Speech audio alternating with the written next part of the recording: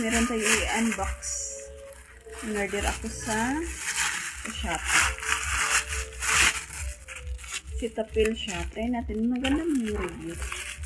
Try natin. Kinukuhaan ko kasi ng shampoo ni JJ.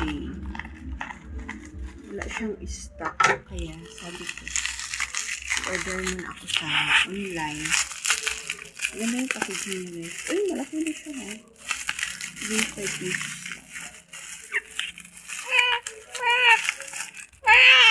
Wait lang.